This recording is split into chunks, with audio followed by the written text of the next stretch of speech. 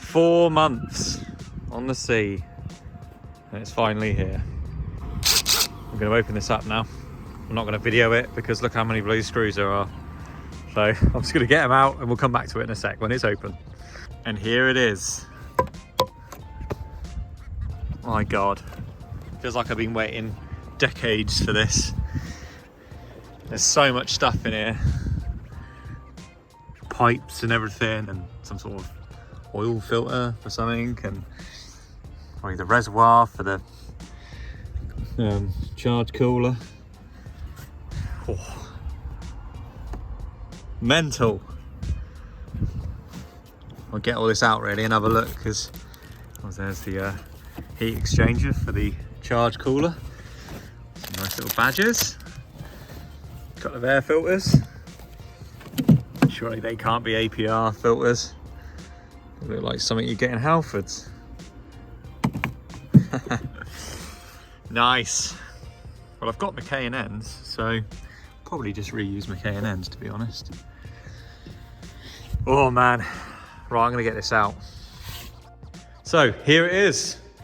We'll unpack this. Is yeah, this is gonna be fun.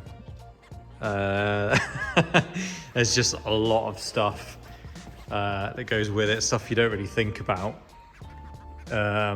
Stuff like what looks like an oil filter relocation kit. So the oil filter on the original car, I assume, is probably like down in here somewhere. So I guess access is a bit shit when you fit the charger. So it's got a relocator. We've got to run all these aluminium pipes to the front for the radiator or heat exchanger. We got loom for the water pump. It probably looks worse than it is, but we'll see, I guess. We'll see what happens. Okay, so we've had a bit of a clear out in the workshop. Look, that's moved. That's moved. And now we got a space here to work on the R8. Basically, I've done this because we're going to need a lot of room to work around this while fitting this supercharger.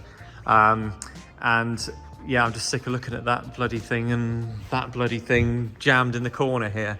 So much more room. I've removed the boot lid, well, I don't know, whatever you call it, the engine cover lid, to get that out of the way so I can get decent access to down here. I've already taken the ECUs out. Also cut the ECUs out because they've got these stupid brackets on them to stop you from taking them out. So I've took the ECUs off. I've sent them off to Ricky at RE Performance to basically to have the APR tune from the ECUs that I received with the charger cloned onto my ECUs. So he's doing that, and while he's doing that, we're going to get cracking and get this intake manifold off.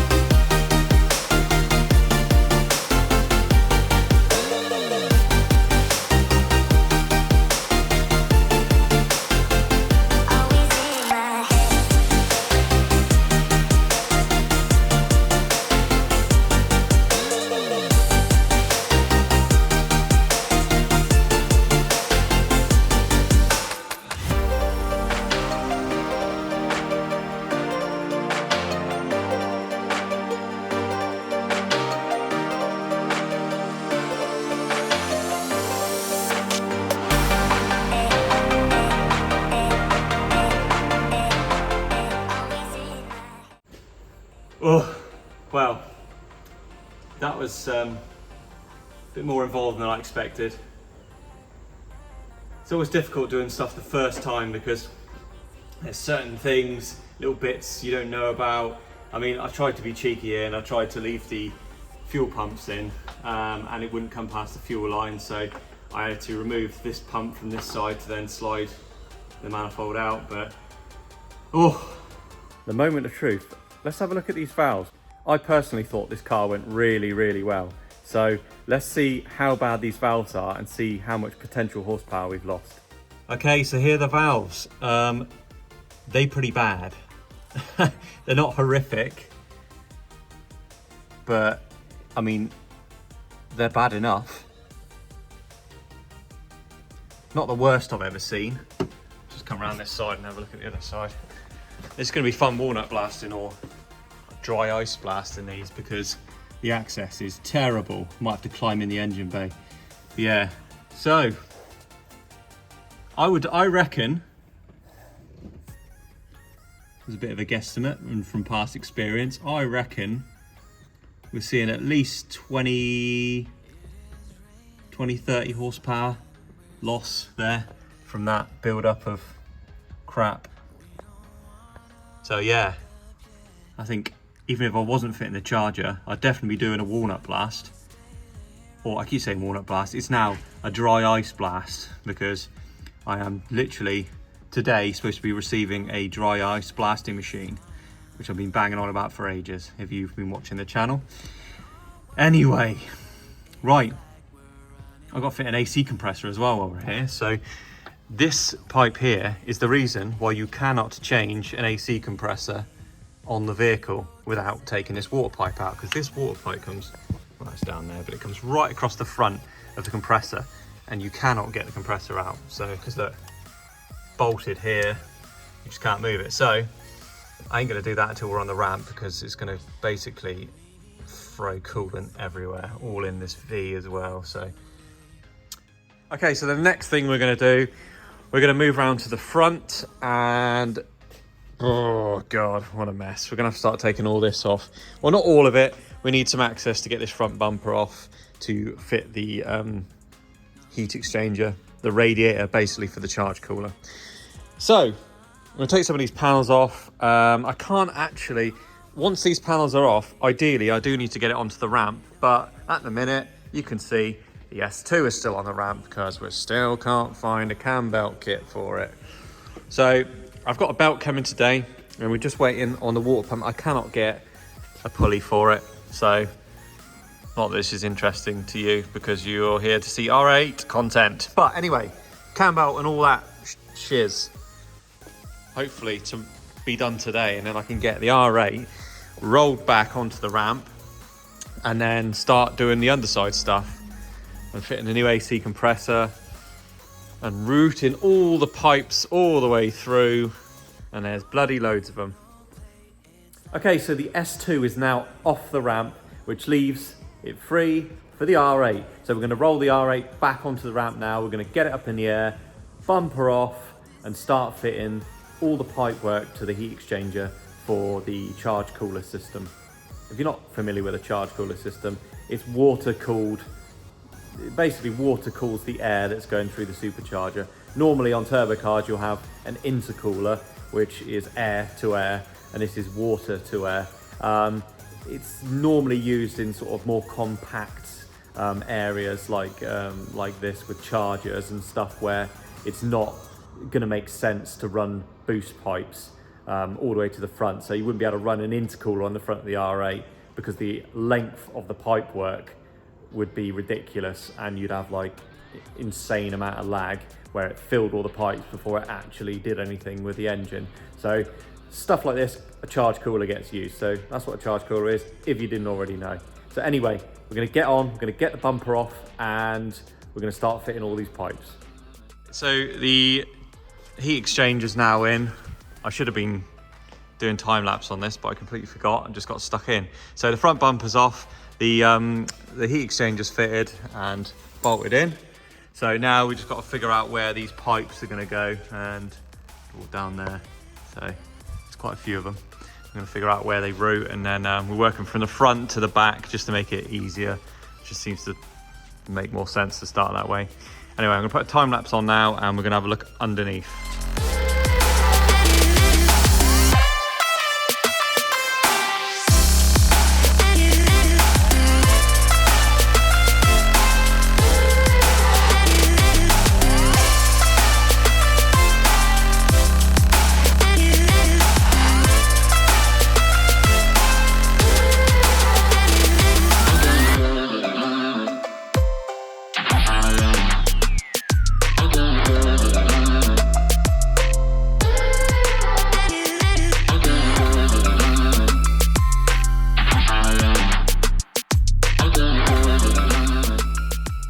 Okay, so this is the point here where we started struggling and actually stopped filming because I was getting so frustrated, and the time lapse was nothing happening in the time lapse. So we're trying to fit this charger with no instructions, no photos for reference, no nothing. So it's literally, oh, where does that go? Oh, does that fit there? Does that fit there? It took half an hour just to figure out where the reservoir went for the charge cooler. So basically, I sort of stopped filming here. We'll pick it back up in a minute, but before we get there, I've got something to show you. Okay, so we just got the AC pump out, and obviously this has been done in the vehicle, and according to Audi this is impossible, but it is possible. It just takes a fair bit of wiggling, and yeah, it will come out. It took us probably a good half an hour to find out what sort of angle it had to be on for it to come out, but it has come out, and we've got the new one ready to go in now. So yeah, we're just gonna get on and put it back in. So yeah, anyone who's looking to DIY fit an aircon compressor to their R8, you can do it. What I'll do is, if anyone is interested, I tell you what, I'll do it anyway. I'll make a specific video for a guide or a rough idea of how to remove the compressor.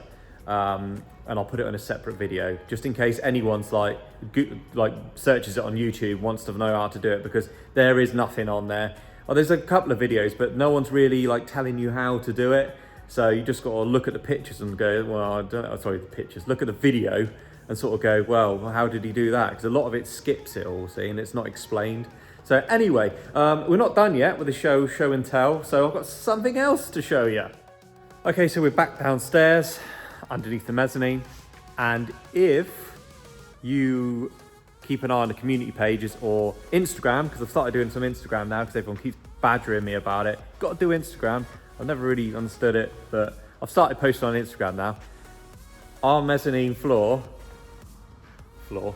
ceiling under the mezzanine has new lighting. So I'm going to give you a little preview now of what this is all about. So these are literally just LED squares. I actually had a look at getting some of that hex lighting, and they wanted 800 quid to do this bit, I think. So I went on eBay, being the cheapskate I am, and found these for 250 quid and got my mate Dave to wire them in. And yeah, so we've replaced all of these. We've still left the old lights in. There's one there, one over there somewhere. There he is. And then just a couple over here. Just to sort of, this area here sort of not that important. This is going to be like the YouTube one, like my tree. Look at the tree. Not real, obviously. I can't look after trees. Yeah, so this is going to be like the YouTube studio area here. This is a subscriber, Jim's RS6. And at the moment, he's having a, well, I'm going to say walnut blast. We're not doing walnut blasting. Dry ice blasting. And we're dry ice blasting this. And we're going to be doing the R8 in a sec as well. So, yeah. So anyway, that's what's going on down here. I guess what we'll do now is we'll get on and we'll show you some dry ice cleaning. Right, the ice has finally arrived. It arrived late. We've had some issues with the machine. It's all sorted now, so we're going to get the ice in the machine and start blasting. This stuff is absolutely freezing. Obviously, it's ice, but it's proper cold. So I've got my special glovies on before I go anywhere near this, because, yeah, I don't know what to do to my fingers.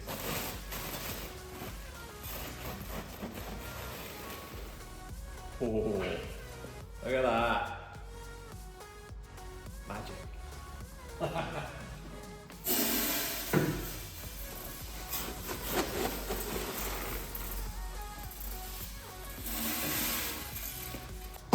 Oh, right, that'll do for the minute. Let's get on and see what this thing can do. I bloody hope it works. There's too much stress going on at the moment. Right, we're going to box that back up so we don't lose any ice, because it is only CO2, so it will disappear basically.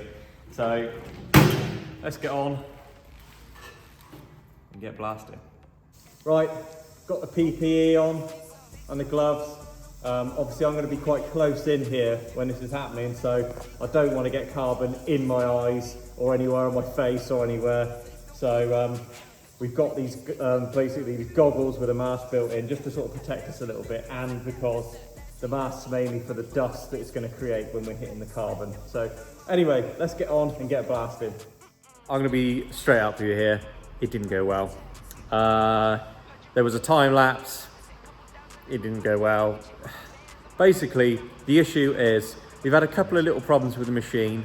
It's working now, but not efficiently. So it took absolutely decades. Basically, the problem is the compressor. So I'm going to run a few little B-rolls here of a bit of dry ice blasting, just so you can have an idea. But we'll do a proper video on it soon once the machine's working. But what we're going to need to get is a industrial screw compressor, because the compressor that I've got, it just does not supply enough pressure to consistently blast. So we've got probably 5-6 seconds of good blasting, sort of that really hits into the carbon, and then we've got to wait about 5 minutes for the compressor to sort of get the pressure back up again. And the compressor nearly bloody melted yesterday, so I think we're gonna have to put a little hold on it. We've done all the blasting we need to do. We've done Jim's RS6, we've done the R8, but it took literally a day and a half to do that, and it should have taken a couple of hours, if that, just to blast those valves out. So I'll do a video of that soon. I'll probably do like a dedicated video on it, so if anyone that's interested wants to see, they can see. So yeah, that's where we're at. Okay, I just want to say before the end of the video, just to sort of explain what's gone on here, if you haven't gathered it by the video. This whole thing has been extremely stressful. There've been deadlines which I've had to cancel. I was really hoping to go to Ultimate Dubs. George from West Forge actually contacted me and said, do you want to be on the show stand at Ultimate Dubs? I was like, yes, absolutely. And then it became quite apparent that I wasn't going to be able to do that. I mean, the car, the pressure and the stress this has caused me has done me no good at all. We've been so busy in the workshop with customers' vehicles. I've been trying to get the R8 done. Nothing's gone right. And I've literally been this close to a meltdown. So I had to cancel Ultimate Dubs, which is a shame, but we'll try and get to some other shows later in the year. But anyway, yeah, just this video hasn't really turned out the way I wanted it to turn out. It's there's been a lot of stuff missing, like time lapses and showing you this, showing you that. It's just been too stressful. I just haven't been able to do it. But hopefully in the future I can do a bit more of the explaining stuff. I know everyone likes to see that, but anyway. Just want to say thanks for watching. Thanks for being patient. It's been 2 weeks since I put our video out, or 2 and a bit weeks. And don't forget, like, subscribe, share. We're nearly on 2,000 subscribers now, which is awesome. And yeah, thanks to everyone that watches, and thanks for all your support, and I'll see you in the next one.